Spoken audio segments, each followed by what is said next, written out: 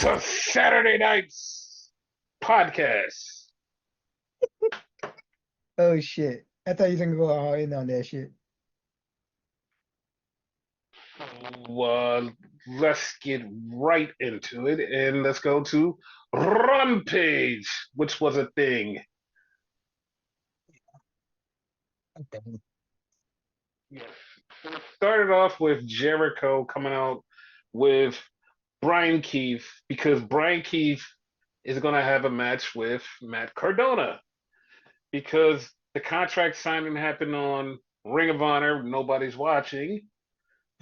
And Matt Cardona beats Brian Keith. I mean, I didn't think he wasn't, but he beat him. Of course they did. I'm still not feeling this feud. This feud is not, and I know people are gonna be like, "Oh, it's just because it's Jericho." I mean, a lot of the shady shit behind it that I don't like.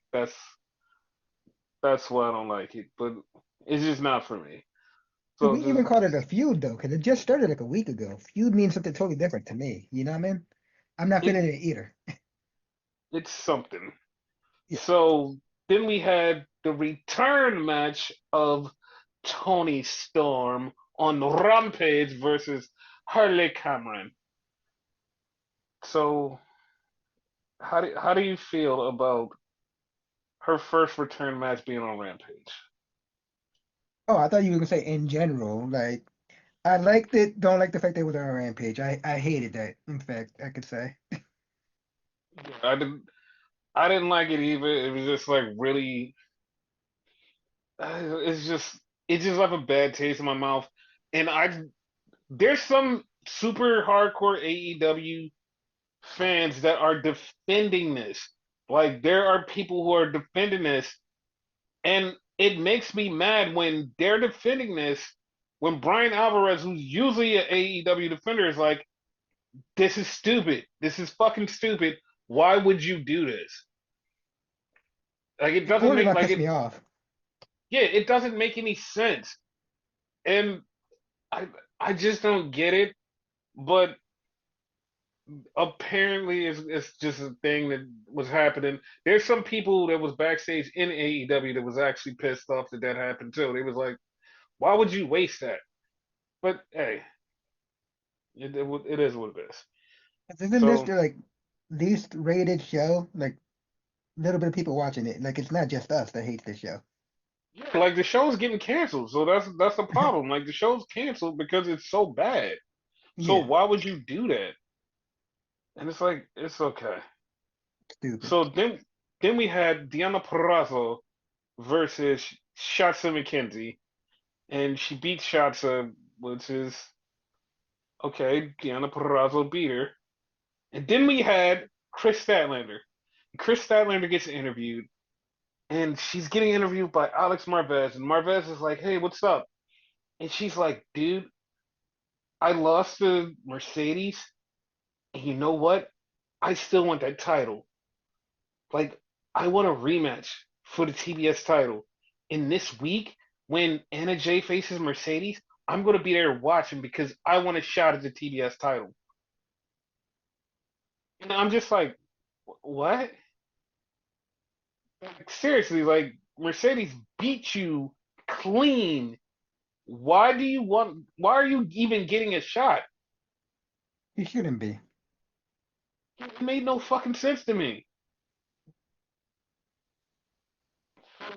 That was a thing. Then we had Don Callis come on, and he started talking about how the murder machines are going to do this and do that. But then it winds up being a tag match with Lance Archer and Takeshita versus Will Hobbs and Mark Davis.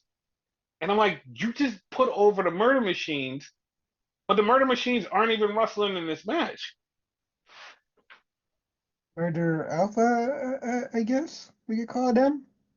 It didn't make any fucking sense. It didn't make any sense with the promo, and it didn't make any sense for the match. It's like, why did you make this match this way? Like, I understand you didn't want Kyle Fletcher in the match, but you could have made it like a 6 man. You could have made it anything other than this. After you just hyped up the Murder Machines as a great tag team, and they're going to do some great things. They're going to take the tag titles eventually, and it's like, so why you put one of them with fucking Takeshita in a match that that just defeated the point of you talking about how great of a tag team they are. Yeah, It didn't make any fucking sense. Hobbs pinned Lance Archer, which leads into Hobbs getting a title match against Takeshita for the international title. So, yeah. that's the only part I'm okay with. I mean, everything else was like, whatever. So, that was Rampage. Now, this was weird. Like, this was weird because I swore that my DVR was broken how Collision started. Because Collision just started with a recap of Osprey and Claudio. And that's literally just like how it started. Like Tony Schiavone's narrating it and talking about Darby coming down to save Osprey. And he's like, this is what happened behind the scenes after it was over. So I'm like, did I miss something? Because like it was like 3, 4 minutes of commercials before that happened. And then I remembered, I was like, oh, maybe it's because the NBA was on and they were supposed to go into this. So I texted around and asked a couple people. I was like, so what was the start of Collision? They said, oh, it just started with the recap and the Will Ospreay thing. I'm like, what do you mean? Like that's how it started? They were like, yeah, that's how it started. You didn't miss anything. It literally started on time. I was so baffled because I really thought I missed something. I was like, this feels like I came in on a second segment and something happened before this. So I was confused. I was like, maybe my DVR is broke, but apparently this is how it started. So then Will Ospreay meets up with Darby, and he's telling Darby, "Listen, I need this." And Darby's like, yo, I don't give a fuck about all that. We need to save AEW. I saw Bryan Danielson get hurt. I saw Chuck Taylor get hurt. I saw this person get hurt. We need to save AEW. Will, there may not be a Continental Classic next year if we don't save AEW. Will's like, fuck that. Like, no, fuck that. I've been losing. I lost 2 pay-per-views back to back. I can't do that again. I'm not fucking going through that again. I'm I'm not doing it. I need to win this Continental Classic. I need to do this. Darby, I don't. He's like, I'm sorry, I need to do this. And then he just says, but after it's over, I'll help you. Darby was like, okay, cool. As long as you help me after. Yeah, I'm glad that like Will is getting roped into this, but the more and more people get roped into this, the more and more it looks dumb. And I know people are like, what do you mean it looks dumb? It's We said it from the literally beginning. It's literally 4 bad guys against the whole entire company. That makes no fucking sense. Nope. And like they're teaming up, getting closer and closer. And I know some people are like, "Oh, what about the NWO?" NWO kept growing. It wasn't just like 4 guys. It kept growing and growing and growing to the fact of it grew so big that even WCW was the same size as NWO at one time. And it's like, Yep. oh, well then shit, it doesn't make any sense. Like Yep. it was like You legit could have had a fucking World War III match with WCW against the NWO, which I think actually happened.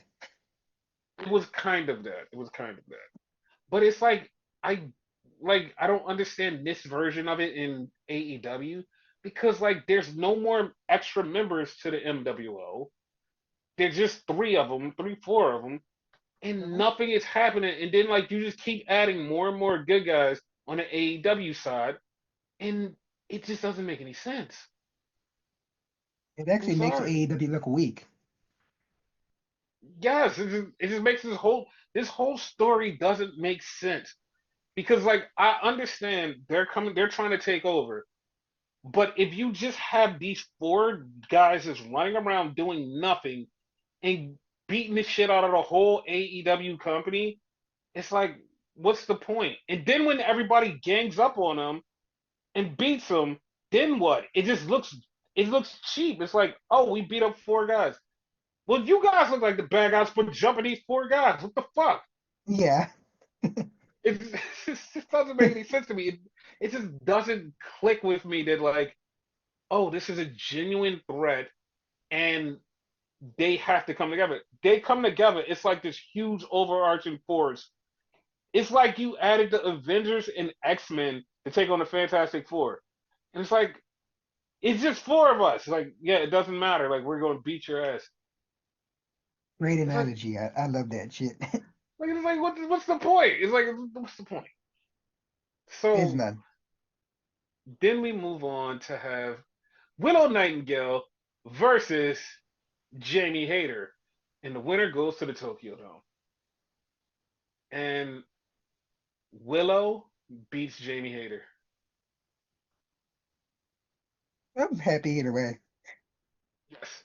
So after the match, Jamie's still in the ring, and all of a sudden the lights go out. Lights come back on. Julia Hart beats up Jamie Hayter. Julia's back. Finally. Yes. So that was a good thing that happened. I was like, all right, cool, that makes sense. So then we had the Beast Mortos versus Okada. And Okada beat Beast Mortos. Because Okada needs to catch up the points to get to Kyle Fletcher's level because Kyle got 9. And with this, I think Okada has 9 now too. I think if I'm not mistaken. Okay. I don't remember. But so Okada had to beat him to get to 9 so he wouldn't be shit out of luck. So that's the thing.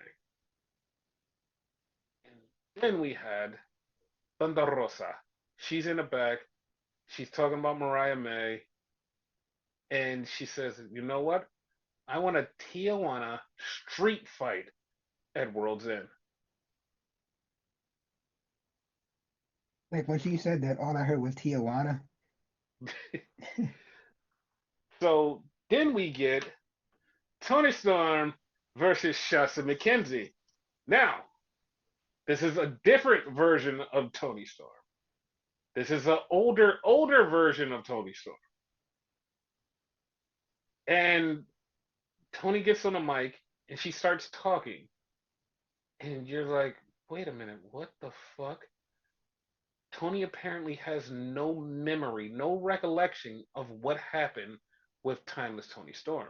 She keeps trying to do the moves and she just like wait a minute, I'm not supposed to do that and she moves on. So like I said on the podcast, she literally is broken. Like she's broken into multiple pieces and she will be Timeless Toni Storm again, but she literally has no idea who she is right now.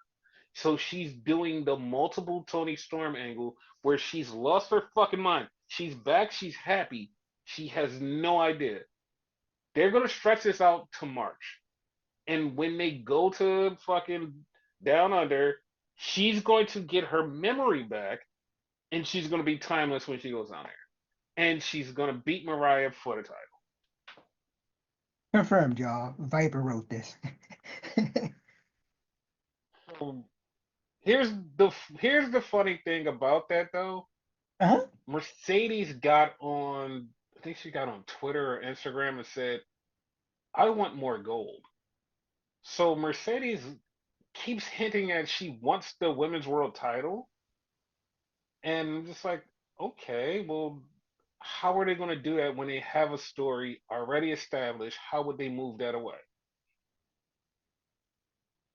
I mean, they could go another route with the Ring of Honor title. No one cares about it, but yeah. No, like I actually would pop for that because that would mean we get Athena versus Mercedes Yeah. for the Ring of Honor title, and we actually get Athena on the main show. So Yeah, yeah, I would be okay with that. I would too, but like, would that pop the crowd though?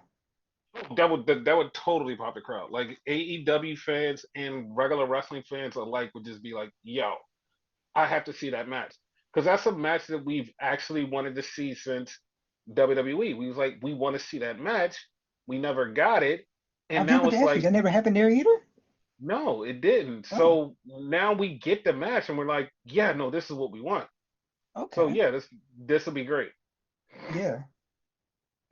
So, and speaking of Mercedes, Camille, like I don't know where she wrote this and posted this, but she said AEW basically didn't know how to use me, didn't know what to do with me, and it basically like I wasted my time. And I'm like, are you still under contract saying this, or like what the fuck is going on? Because she literally said AEW wasted me and like didn't know what to do with me, and just like I'm like, what is going on? It was very weird. Can you flat out say shit like that while you're under contract? Because, like, there's another situation with another superstar. They're not really flat out talking shit about AEW, but you kind of get the hint. You're talking about Phoenix. Yes. That situation is also weird, but like he wants to get out of his contract, so that's why he's doing it. Yeah. I don't know if Camille is out of her contract because one, no one has said Camille is out of her contract, and this just came out of nowhere. Like this came out of left field. Like I seen it, and I was like, "What is she? Where did this come from?" Like it came. They said it came from Camille, but like I don't know if she's still with the company, and it's very weird to me. It's like, why would you say that? I agree with Uh, her, though. No, I do too, but like I don't know if she's still with the company, but it's just very weird to me. Yeah. So then we had the tag team match, and it was Top Flight Security versus Action Andretti and Leo Rush. Number one contenders match. And Leo Rush and Action Andretti win. They need a name. I don't know what they could call them, but they could call them something. So they're getting a title shot at Private Party. And then we had Chris Statlander versus somebody, I forgot their name. And then we had Dustin Rhodes. Dustin Rhodes said the Sons of Texas versus the Righteous in a Bunkhouse Brawl match for the tag team titles at Ring of Honor Final Battle. Why And did I they was get a just, name? I don't know. I was so confused because I was like, because I saw Dustin and Dustin's there, and I'm like, oh, they're gonna do something with Dustin, and it's just a Ring of Honor thing, and I'm like, okay, that's okay. And then on Twitter, I found out that Lee Moriarty is having an open challenge for the Pure Championship at Final Battle. I'm like, okay, Would have been okay. nice to say that on the show. Yeah. So then we get a 10-man tag. And when I tell you who's in this 10-man tag, you wouldn't believe me because it's so fucking random. So we get the premier athletes, all three of them, teaming up with MXM. And you're like, oh, that's okay, that's weird. But who they go against is even more weirder because it's the Outrunners. Okay, sounds cool. Orange Cassidy. Okay, Orange Cassidy could team up with the Outrunners. That makes sense. Commander. Okay, now it's just getting weird. And Daniel Garcia. Okay, who the fuck said that this is a team? Daniel Garcia, the TNT champion. Arn Cassidy is damn near a main eventer now. What the fuck? Yeah, I don't fucking know. This was so goddamn random. I was like, what is this 10-man tag match? I was I was so fucking confused. But of course Orange Cassidy team wins because like they're this bigger superstars. But I still was so fucking baffled. Like, what the fuck is this? I don't Like, I would know. have had Dustin and Devon Eric's on that team make a little bit more sense because they're a trio. Yes, it would have made fucking sense, but it's like, no, we're gonna get this random ass team. Oh, okay. So then we had Don Callis talking shit about Hobbs, and he's talking about how Kyle Fletcher is going to win against Mark Briscoe, which I was shocked. I was shocked because this was a really good match. This was a really good match. But Mark Briscoe beat Kyle Fletcher. Finally, because he was going undefeated for a minute. Yeah, he got 9 points, and Mark Briscoe was the spoiler, and he beat Kyle Fletcher. So that was actually shocking because I was like, what the fuck? Like that doesn't make any sense. But hey, it worked. It That worked. was good. So then we get the last thing, the last angle at the end of Collision, and we see MWO. They're in the back, and they're like, hey, hey, listen. What's up? Hey, hey, hey. You got the camera? Look at us. Look, look, look. Hey, sit right here. Okay. Here they come. Here they come. So FTR is walking by and MWO just put hoods over their head, kidnap FTR, and run away with them. That was weird. Very weird. Very weird. I don't know what the fuck. Like, and the funny part was like right after that, like TNT said the next following thing is very violent and not should be okay with children. Like they just kidnapped somebody. That wasn't okay for children, and now you're just gonna say it now? What the fuck? Conspiracy theory? What Huh? if FTR? This is all planned and FTR is with them? I listen. Like I said earlier, I really hope they get some people because just them by themselves against the whole AEW locker room doesn't make sense. If Yeah, they add more people onto the roster like them, I'll be like, yeah, no, this works. I like this. Like I like yeah, this a lot. So yeah, that'll work for me. You know, I mean, it is what it is. exactly. So that was AEW side of the show, and we still got a whole lot more to go on the show. So now we switch over to the EEW side. We start off SmackDown with Big Jim Uso. They need to stop with the Big Jim shit. Okay, how do you feel about Big Jim Uso? How do you feel about him? After that promo, I feel like he's next in line to get some type of title. Like he's gonna get some type of push. He okay. So he cuts this promo, this really impassionate promo, and he says he's out with the foot injury, and he's talking about how much he wants to do and how much he wants to represent, and it's his time to step up. And he turns right around and gets Claymore kicked. Did you see that coming?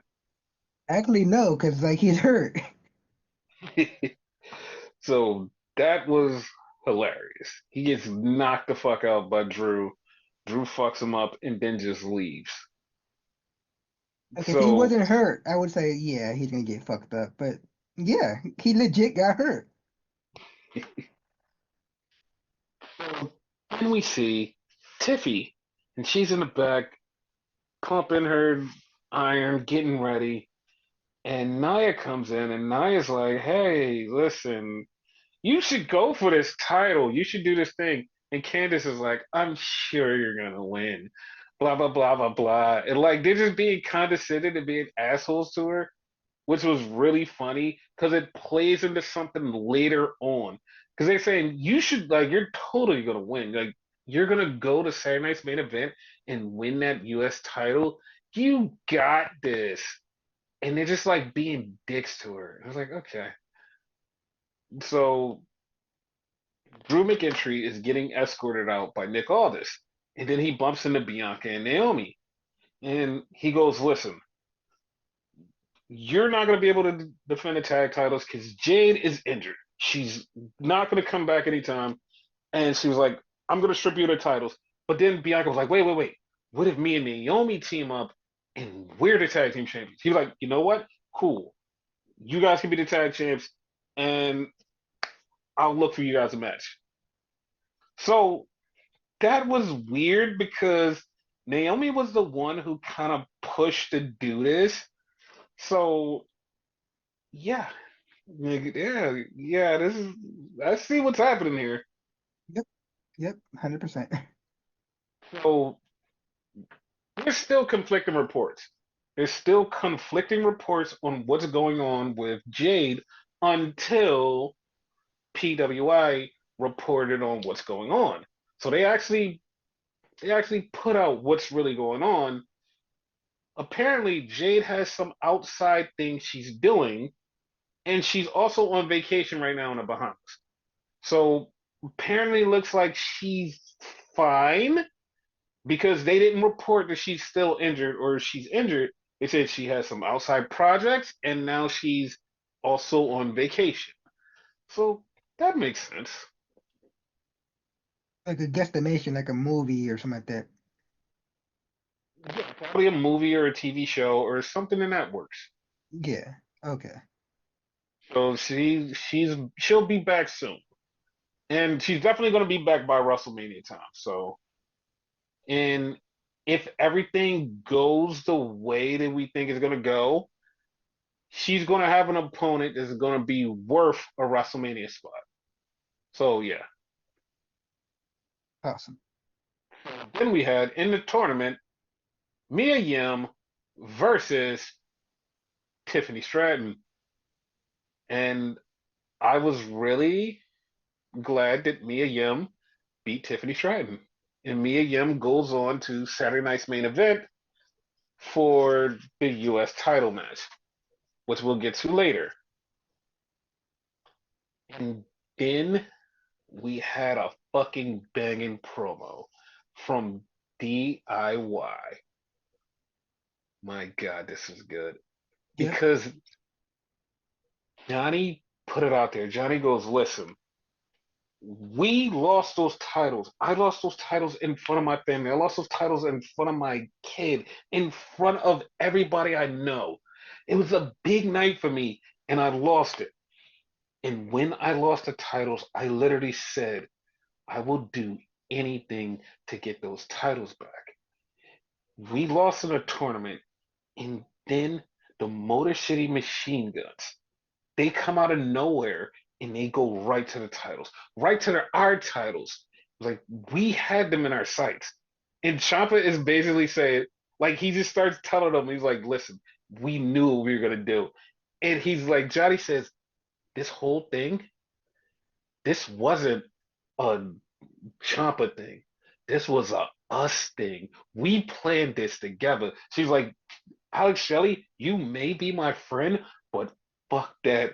Like, I wanted those titles and I was going to do anything for those titles. And now we got the titles. And I was just like, holy shit. Like, they came off such assholes and it was just so good. It was so good. what Like, did I say from day one? I don't trust Johnny. dude, like, I was so happy. Like, this made me so happy because it just made sense. It just made sense. He did. Like, and the funniest part about it is like when you see Johnny on YouTube and other stuff, Johnny is like Johnny is just like Adam Cole, just like a really nice dude, but like he can get into that dick mode that is just like this makes you go, this dude is so like he's such an asshole. I like him so much. Candace too, his wife. Like they had Yes, that ability. yes. Cause she's like one of the sweetest people, and she just like comes across as like one of the meanest people in the world. To this day, I So still remember the promo she did with what's her face from Alpha Academy. That was awesome. Maxine. Yeah. Yeah. So then we get a Roman promo, and he's on a boat in Florida, and he's basically talking about Solo. He's like, Solo, you got one, I got one. So we need one more for the Utafala on Netflix Raw. Tribal combat, me and you, one on one. We need both of our tribes home. Let's do it. And I'm like, so we've been talking about this, and like, this is going to be a huge Raw. Like, this was already a big thing, but to add Roman and Solo for the Ula Fala, which is going to lead into something for WrestleMania, it's like that's big. Yep. We're also getting Seth versus Punk on Netflix. It's like they're loading that show with just like stuff. Like it's gonna be a lot of stuff that everybody's gonna be like, "Holy shit, this is a big show." It's Like gonna I'm, damn near like a PLE. it is like this is the show, and I also heard from WrestleVotes that that's not going to be the only big show, which is going to be the last Raw from USA. It's supposed to be a huge show too. It's supposed to be a huge deal. Awesome. I don't I don't know what's going to happen. I just heard that it's going to be a huge deal. So then we get Legato El Fantasma. Or I forgot. They've been gone so long, I forgot who they were. So they're talking to Nick Aldis, and Nick Aldis is like, I don't have time for your shit. And they were like, you know what? We're gonna talk to that bald guy. What's that bald guy's name? Pierce. We're gonna talk to Pierce. And he was like, all right, go be Pierce's headache.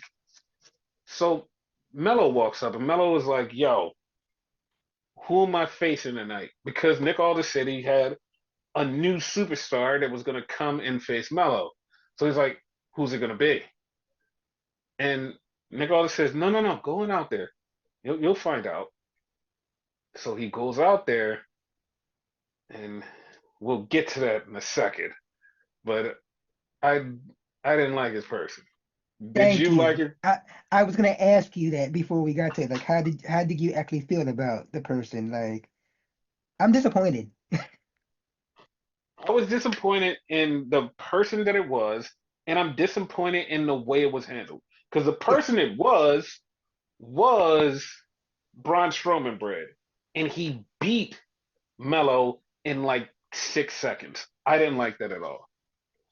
At all. Like, no. Like part of me wants to say, I want to let Triple H cook. I want to let him cook, but I feel like he's dropping the ball with Mello if he doesn't turn this right around immediately. Like there has to be something that's going to be done to make Mello a star that he's going to be instead of just like fucking him over like they've been doing. It's real. I don't know, man. I don't know. He's not sitting well with me. Yeah. Hopefully something big in his future. Hopefully.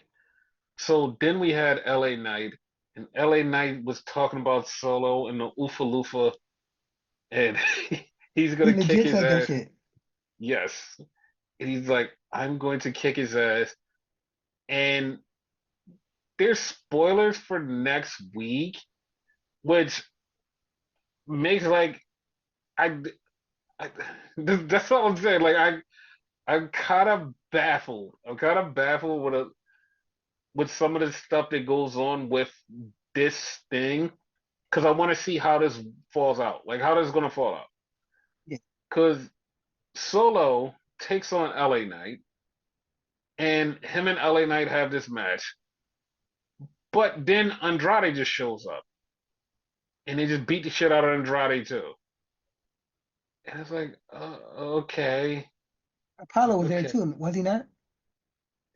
yes, but like that, but it plays in the next week, and like it doesn't make any sense. I know people are like, wait a minute, but he beat them up, so that makes sense. yeah, there's another element to that match next week that I haven't told you guys that makes it go, huh? Like that's all I can say. It's another element that pops off that makes you go, huh? So then we see Pretty Deadly trying to recruit Braun Strowman bid for Pretty Deadly the musical. I swear to God, this musical better go down. I'm getting so pissed. It better go the fuck down. I want this so bad. I want this bad. I was hoping he would join them. I was too. And then A Town Down Under said, next week, Braun Strowman, how about you come on the Grayson Waller effect? And I was like, oh, okay, sure. I forgot Grayson Waller effect was a thing. Me too. I I was like, okay, yeah, sure, I guess. So then we had Chelsea Green versus Bailey. And just like we predicted, it was Chelsea Green that beats Bailey. So it's Chelsea Green versus Mia Yim at Saturday night's main event, Yeah, which we will cover later on. That was a thing. So then we had Motor City Machine Guns. They cut a promo and they basically said, yo, like, we're gonna whip your ass, DIY. Next week, Johnny Gargano, why don't you go one on one with me? And next week, Johnny Gargano versus Alex Shelley. So then we had a Shinsuke Nakamura promo talking about the US title. Then we had Tiffany, she said, and Candice and Nia come up and they start talking shit to her. And Candice goes, I just talked to Nick Aldis, and next week we get a tag team title shot. And Tiffany's like, oh, me? She's like, no, no, no. Me and Nia get a title shot. And Nia's like, you know what? I don't even like to say, you know what? I can take another title. She's like, you know what, Candice? That was a great idea. Tiffany, you go work on whatever the fuck you're doing. Like, come on, Candice, let's brainstorm. And Tiffany is standing there, and then she remembers who the fuck she is, and she pulls up the briefcase like, huh. So they teased it. They teased it. I can almost say it's not happening anytime soon, but my anytime soon is before January 6th. That's all I'm saying. Be- before. It's not happening before January 6th. Okay, yeah. Like I think it's gonna happen on that show. Yes. So Michael Cole calls out Cody. Cody comes out for the interview, and they're waiting for Kevin Owens. Kevin Owens pops up, was like, nah, dog, I'm in my car. You got to come to me. And Cody was like, I'm tired of this shit.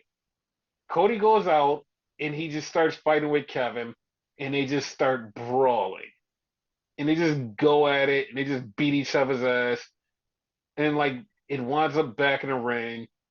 Cody gets laid out because Kevin hits him with the title, and Kevin stands over him, and Kevin says Cody was better as Stardust while he was wearing a Stardust shirt.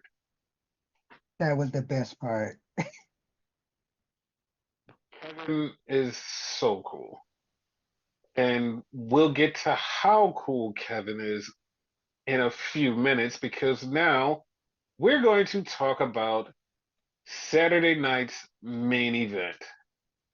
Yeet. Now, there's no yeet there. There was no yeet there at all. So, how did you feel about Saturday night's main event? It was horrible. I hated it. No, really, like a ton of nostalgia. Like it just felt awesome. I don't know, like Jesse Ventura there, like the whole set, like it was cool. Mind you, I said on the show I don't like nostalgia, but this I liked. There was one thing I didn't like. There Okay. was one thing I didn't like because I loved everything about it. Everything about this show. One thing I didn't like, time. Time. Yeah. I did not like time. And I'll explain to you why I didn't like time at the very end of the show, but I did not like time. Time was the worst thing about this show. So they retroed everybody. They literally pulled everybody and dipped them in the Wayback Machine. It was like, hey, the referees, the ropes, the symbols, everything got dipped in the Wayback Machine. So we have the first match, which was Sami Zayn versus Drew McIntyre. And this match was a very quick match, but Drew McIntyre beat the shit out of Sammy. Which I feel like out So of nowhere. That ending. yes, he like hit him with the Claymore kick, ended the shit out of him. It was over. So then we had the next match, which was a women's world title match. I actually didn't expect this match to be the next match. I expected it to be farther down the card, but it was the next match. And it was very surprising. And Liv beat Io, which I mean we kind of also are coming. Then after the match, Rhea showed up, so Rhea and Liv are still not over. Yep. That's the thing. Then we had the three-way for the world title, and Gunther versus Priest versus Finn. And this match was good. There was a point in the match where Priest almost died because Gunther was going to powerbomb him on the steps and he almost dropped him, but he caught him, brought him back up, and then powerbombed him. And everybody in the back, like all of the agents and Triple H and all of them, were happy that like Gunther was the kind of person he was and saved us from going off the rails and somebody almost dying. It was like, yeah, like Gunther's the man, like he's so awesome. And that Yeah, was that was cool. it And was because otherwise he would have dropped him right on his neck. yep, and Gunther pinned Finn. He pinned Finn. So that's gonna I don't know how they're gonna work Finn and Gunther, but I don't know. It's gonna like somehow it's gonna work out to whatever it's gonna work out to. Yeah. So then we got the US title match, crown the inaugural champion, and Chelsea Green beat Mia Yim. Now, here was something that like made me really happy. Well, two things that made me happy. They literally brought up that Chelsea's first match in TNA was against Mia Yim. They brought Yeah. that up on commentary. Like they literally said that. Like they said TNA on commentary. And I was kind of shocked. I was like, wait a minute. Wow, they actually said that. The other thing that popped me was Triple H took the picture with Chelsea Green, did the point. But Triple H took a picture with Mia Yim, even though she didn't win a title. And he said, I'm proud of you. There's a lot of good things coming in your future, which means Triple H sees something in Mia Yim for the future and sees that she's a star, which I'm so happy about because Mia Yim is awesome. Because honestly, either one of them could have won. Yes. So then we get to the main event. Kevin Owens comes out. He's in the ring. He's waiting. And then Cody comes out. When Cody comes out, he has the belt.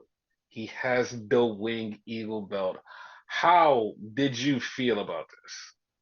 I literally popped it like in my mind. I'm like, I didn't want to scream because he was on the phone. I didn't want to be like, oh my God. But inside, like, I kind of freaked out. I did. I totally popped for that belt. It looked beautiful. It Yes. looked beautiful. So shiny. So yes. So they had this match. They had the match. And this match was great. This match was great. So towards the end, Kevin goes for a move, and Kevin hits Charles Robinson, knocks him out. Kevin gets back in the ring, hits the stunner on Cody. a 10 count, but there's no referee there.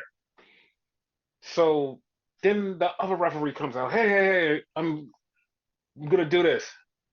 Referee comes down. When he gets in there, Cody goes for the disaster kick. Boom! Knocks out the ref. So Kevin goes to get the chair. He's about to use it on Cody. Cody knocks the chair out of his hand. And then Cody gets Kevin in the crossroads, hits him on the chair, then threw the chair out. That's a heel move. Threw Yep. the chair out. The ref comes in. 1, 2, 3. Cody wins. Wow. That means Kevin has all of this ammunition, right? Kevin has Mm-hmm. all of this fucking ammunition to be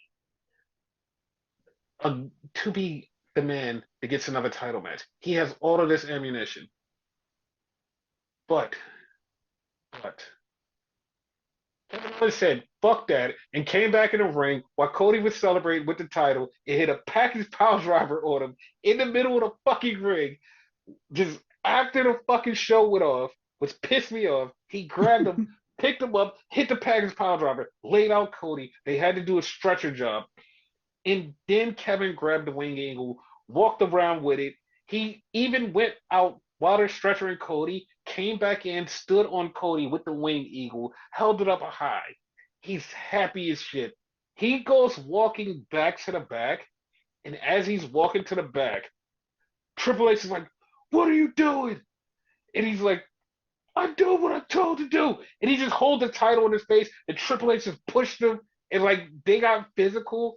And then Kevin just walked off. I was like, "Oh shit, he's even fucking with Triple H now." Like, oh Yeah, I was my like, god, whoa. like this is getting spicy. I like this. Like I like this, and that's what pissed me off about this because they literally were running to the second of 10 o'clock because they had to be off air at 10 o'clock. Even though they were on Peacock, they were on NBC at the same time. And they were running to 10 o'clock. It literally was 10 o'clock right as Cody got the pin. And they didn't have time to do anything else. So that that was fucked because like this angle, but in WWE's defense, they immediately was like, fuck this. We're putting this right up on YouTube. It's going right on Yeah, YouTube. So it went right to YouTube and they put up all of everything that happened. They didn't put their physicality with Triple H and Kevin Owens, but they put everything on YouTube. But it's good. they did the right thing, so it was fine. Yes. And so I feel a way about Kevin Owens. Like I feel a way about Kevin Owens, and I cannot just like sit here and just say nothing about this. I am so fucking happy for Kevin Owens. I swear to God, like I legit earlier in the day when they showed this little video package of Kevin Owens and he walked in the building to see the Saturday Night's main event set, he was like at first he just was all like regular Kevin Owens, not giving a shit. And then like he had this like kind of emotion, like, oh my God, I'm part of this. And he just like let out this smile and he was like, all right, get out of my face. And to realize that he was in the main event of this big version of Saturday Night's main event and they treat him like a superstar, it makes me so happy that Kevin is getting this treatment. Like Yeah, he fucking deserves this. And the fact that him and Sammy got put on this card, like they didn't even have to put Sammy on this card, and they was like, no, no, no, you're getting put on this card. Everybody that was on this card was it was a huge moment for them. And it's just like this is the type of shit that like makes your heart happy because these are people that bust their ass to do this at the highest level and do this for their family and be superstars. This is on NBC. Everybody got shine and they were all over they were all over, and it just feels good to see these people win. And it just made me so happy that Kevin got to do the main event and an angle afterwards and walk away with the championship. So it makes me happy. Same. Yeah, I just had to bring that up because I was really happy about that. The whole show was a Like, thing of beauty. yes. And I couldn't stop smiling because like knowing Kevin and like WWE was like how he got into wrestling and Saturday Night's main event was a big thing back in the day. Knowing him and just like seeing that he was actually happy about it was like it made me happy. In Like real life, him, Cody, Sammy, and all them probably hugged in the back. dude, like I'm not even gonna lie, somebody cried. Somebody Yeah. had to cry, and especially when they brought out the winged eagle. Like they were all standing there, like even Drew probably was standing there going, "Oh my God, dude, it's the winged eagle." And like they all probably were sitting there just going, "Oh my God, like it's the belt, like it's here." They probably all tried it on, like they were probably marking out. Like seriously, that's how it felt. It was like they probably were marking out. Like you said, like someone cried. I'm wondering that they all cried. Yeah, because like it's so weird because like they're all friends and it's Hmm. just like they're all getting to live this big monumental moment. And I know some people be like, yeah, but they're not having fun. No, they are having fun and they're friends at work in these big moments enjoying this. It's like it just feels great. Like it just feels great and that's why I'm just like happy for them. Like they're Yeah, fucking loving this. It just feels good.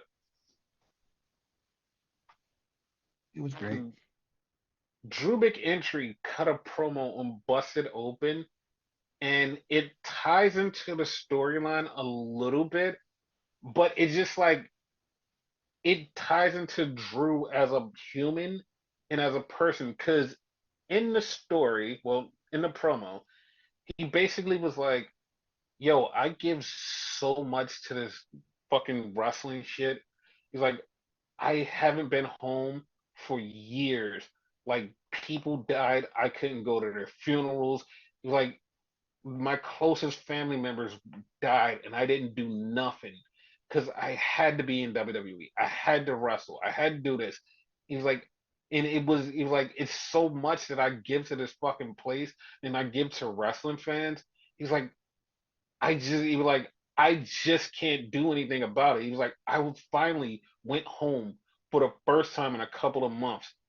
He was like, he was like, I was sitting there and I'm just like, this is where I should be. But then I see some bullshit online and I have to listen to these motherfuckers. He was like, you know what? He was like, I don't give a fuck about any of you wrestling fans talking shit. He was like, I bust my ass and do this because this is what I want to do. But I've lost so much. He was like, you know what? Fuck this. And he just threw the mic and walked away. And it's like, Drew is so fucking awesome. Like he's just so fucking awesome because like he spent a real tale and then like kind of storyline and like why he just doesn't give a fuck about most of the shit because it makes sense. It's like this is awesome. Drew's fucking awesome.